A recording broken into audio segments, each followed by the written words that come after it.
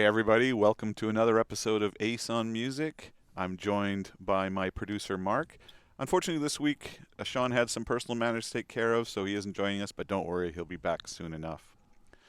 So, this week we lost a couple of people that I really wanted to mention from a more of a personal level than anything else. And the first one was back in the early 2000s, I worked a lot with a really great hip hop band called the T.R.I.B.E, who you may have heard of. They had some great reactions. They were very in the 80s and 90s, and they were very in with people like Eminem and Kid Rock and people like that. Anyway, one of the sort of the leader of the band, if you care to do that, his name was Paul DeVoe, but his performing name, is if you care, was Gangsta Rid, and really great guy. I mean, I love those Booyah Tribe guys; they're just really great people. But he succumbed to COVID this week, and unfortunately, we lost a really great luminary. So rest in peace, Gangsta. It was great knowing you and great working with you. Another one that we lost was the comic book artist Richard Corbin. Now, if you aren't familiar with Richard, and the reason I'm mentioning him on this show is he's probably most famous for his work on the magazine Heavy Metal, where he did some of their most iconic stories like the Den from Earth series and stuff. But in the world of music, he is also the one responsible for some really iconic album covers in the past. Probably the biggest one he did was Bat Out of Hell for Meatloaf. I mean, that mega album, and he did that incredible painting with that motor guy riding the motorcycle bursting out of the graveyard, and it was just amazing. Anyway, sorry we lost you, Richard, but thanks for all of the art and the entertainment over the years. And thinking a little bit about RID and various other things that are going on in the world right now, I wanted to talk a little bit today about how artists in general are dealing with the pandemic and the COVID. Obviously, you can't go to live shows right now because of the virus, and for most artists these days, that is the vast majority of their income comes from the live avenue. So they've basically had their income removed for the last 9, 10 months, and probably for the next 9 or 10 months. So we've had me as a manager and also the artists themselves. We've all been looking for ways to, continue the income streams and that sort of thing. So I thought we could discuss that a little bit today and what people are doing. The first one that is an obvious one that I'm sure everybody's inundated with is the idea of doing streaming shows online where people can watch them. And I personally have witnessed this sort of thing quite a bit. Have you ever seen anything like that, Mark? Oh yeah, we've. I mean, we're helping to produce some of them. It's the streaming is a venue, an avenue that artists didn't have before, and it's pretty cool that technology has allowed that platform, that distribution, to be automatic and for the most part no cost. Yeah, there seems to be a couple of ways that people are going about it. I'd be curious to hear about yours. One of the ways I see them doing is they'll go on like Facebook and do a Facebook Live thing and more or less set up a virtual tip jar, if you care to use that term, where they have, you can, the fans who are watching can donate money via PayPal or Venmo, or I don't know what other payment systems they're using, but basically the performance is free, but if you want to throw a few coins in the hat kind of thing, then go for it. The other one that we've more embraced is platforms like StageIt. StageIt is one that we've used a few times with some of our artists. StageIt, basically you have to buy a virtual ticket to go, and there's also a limited number of tickets. But the virtual tip jar is still there. It's done in the context of when you have the screen up, there's a section of the screen that has the performer and the video of the performance there, and then there's a chat window on the other side that allows the fans to interact both with the artist and with each other, and then they can also donate if they care to the artist. And it's actually been quite successful for the artists that I've done it with. What kind of stuff were you doing with your teams? Well, we are. We're aware of those other platforms and they're nice. largely what we're interested in is being creative, because we know that the reason why people donate is because they have a personal relationship with the band. And we also know that the curve at which people's excitement and their enthusiasm to donate is fading, Yeah. and it's fading rather quickly.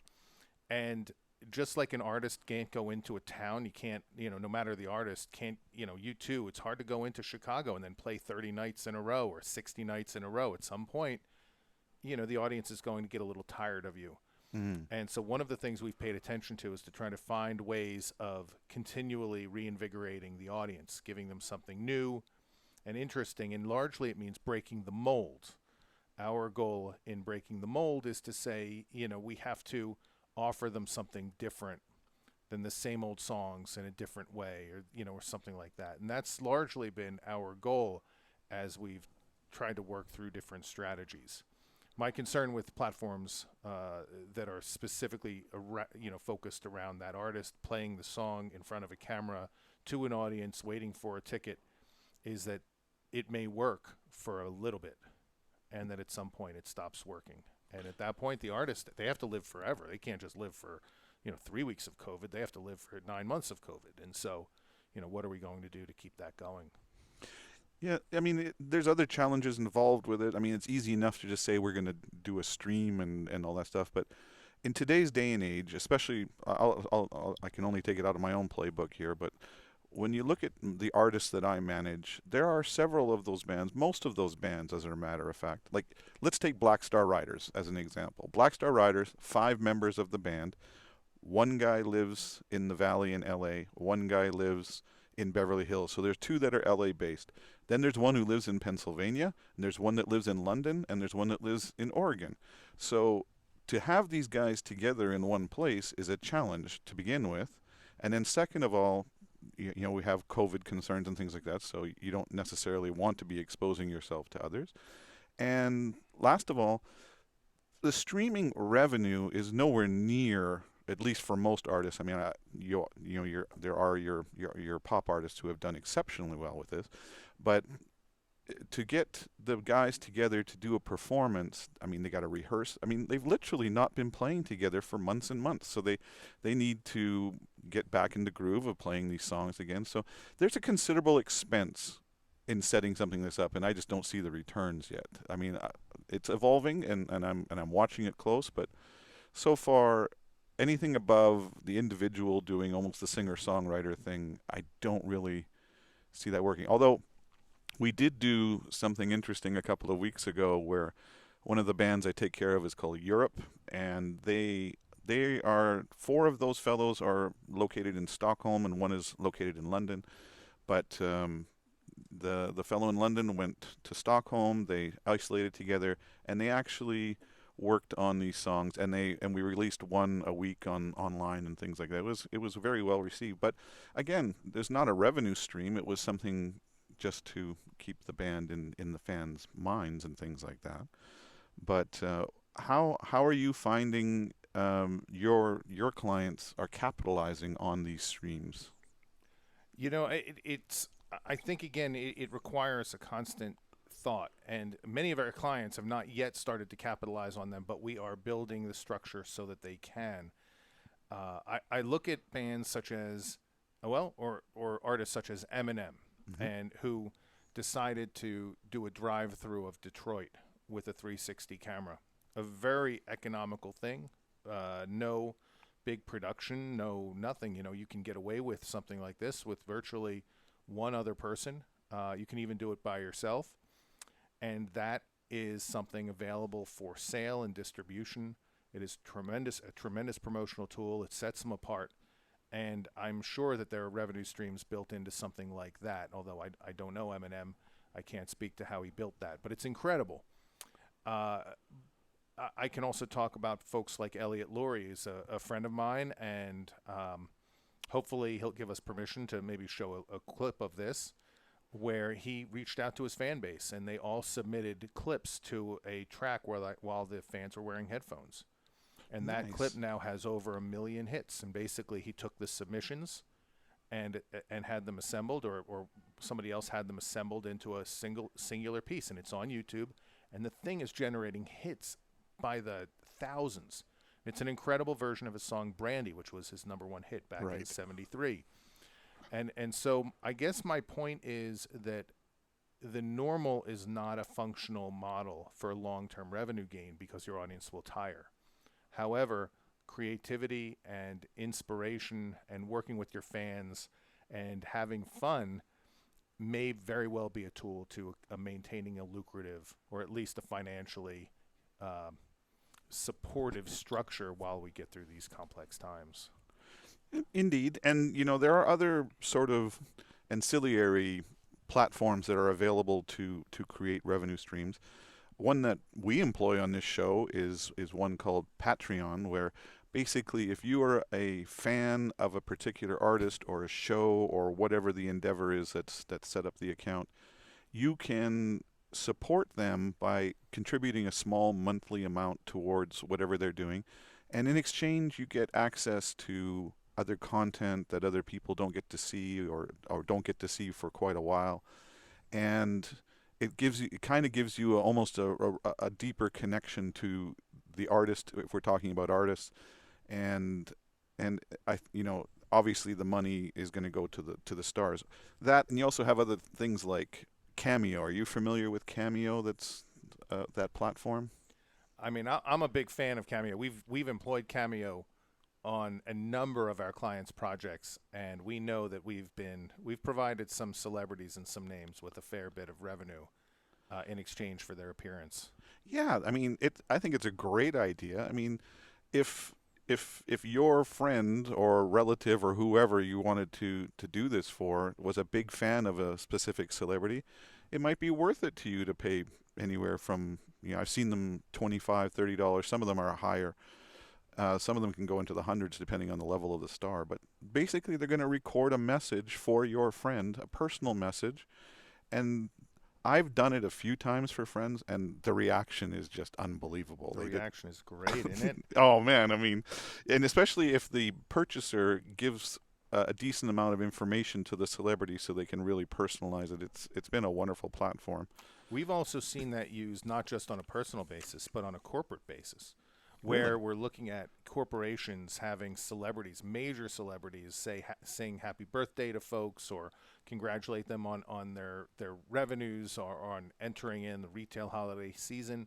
We worked on a number of these corporate virtual seminars or conferences that would have been in person, and now they're being attended by many celebrities. And so the celebrities and the names, they're making money, and the virtual conference is exploding in terms of how awesome and interesting it is for their employees. That's amazing. That's really cool. Another one that is really exploding right now, and I will preface this conversation by saying that for the most part, what we're going to talk about now, it's focused at a younger audience. And that is this concept of in-game concerts that are happening within video games lately.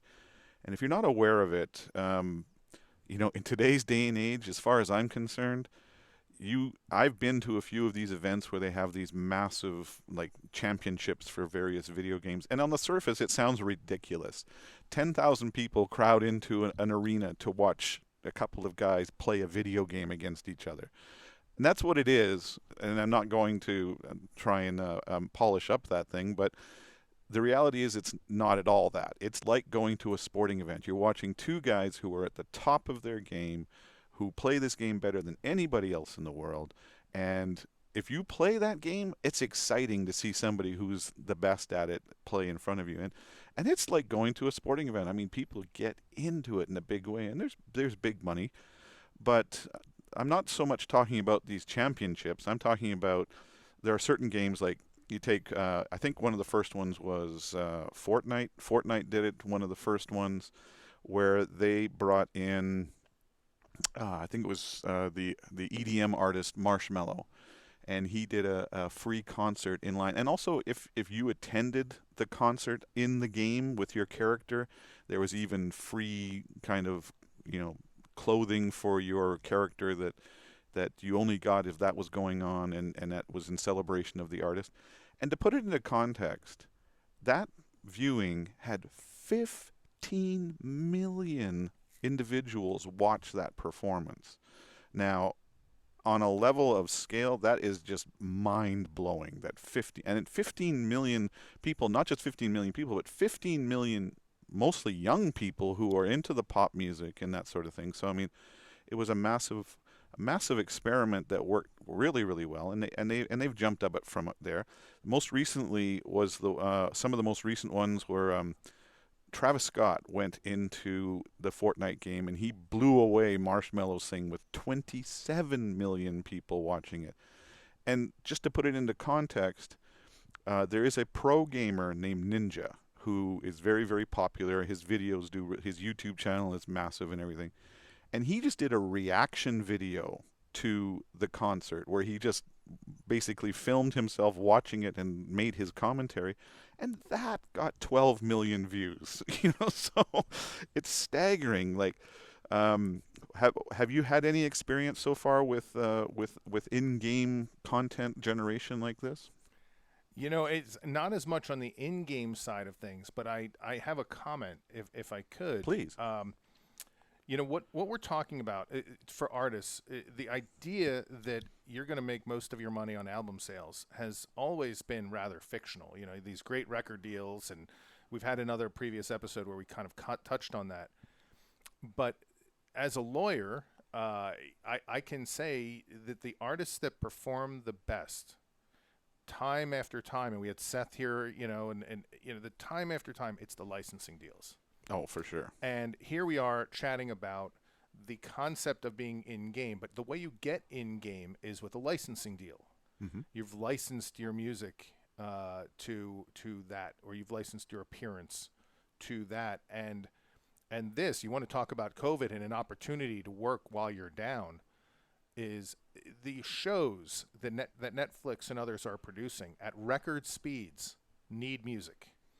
The games that are being produced at record speeds need music, and all of this stuff needs music, and they don't want to go necessarily to some sort of a performing rights structure. They're doing direct licensing.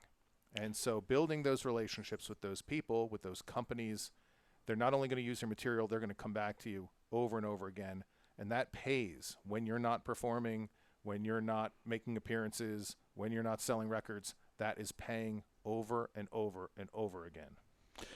Well, not only that, but I mean, even if you think about the world of promotion and radio and things like that these days, when you think about Travis Scott's performance in Fortnite, 27 million people tune in and watch it.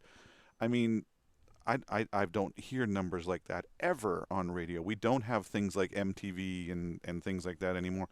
So I mean, this is a very interesting new approach to bringing in fans and younger fans. Like I have an 11-year-old nephew who's a major gamer who plays this game called Roblox a lot, and probably the biggest performance yet. There's like 50 million people who play Roblox. It's a very big demographic.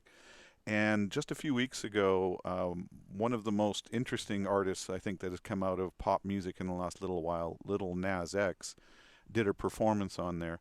So here you have an artist who was pretty much shunned because he came out and he had a unique sound where he was partially hip hop, partially country. Both sides kind of rejected him, but through sheer force of will and the right song, it became a massive hit, and he's become an artist worthy of note.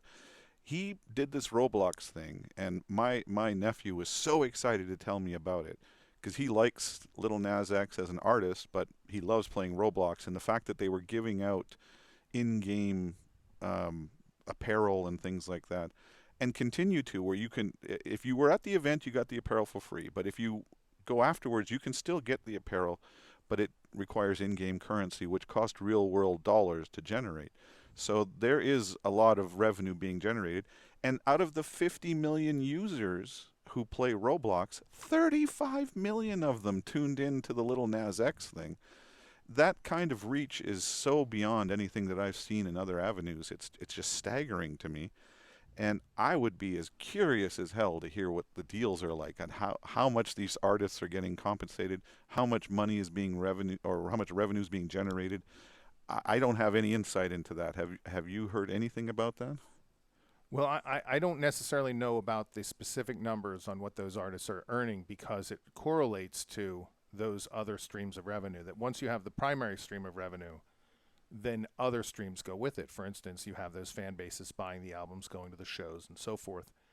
I can tell you that this was predicted a long time ago. I remember reading a book entitled The Future of Music. And this was a day where record deals were still huge. And the artists were going clamoring for any deal they could get because they knew that that was where the money was. And that model was shifting. And the Future of Music predicted that where we were going was something called bundling, that companies were acquiring everything related to who they were. So, for instance, a record company was now affiliated with the television station, which was affiliated with the production company, and they were buying the gaming company, and they were doing all of this stuff, and they were going to then go back to their own artists for purposes of the material, which they could then get at a discount, but it would be then available to all of these various platforms. And so the deals were changing, and getting access to one point meant you had access to all. And that was a pretty fascinating model, and I think it's bearing itself out as time goes on when you start to see the way these artists are able to cross-sell the products from one to all. Absolutely, and it's going. You know, how's it? High tide makes all boats float higher, or whatever that saying is. Yeah, it's obviously going to have an impact.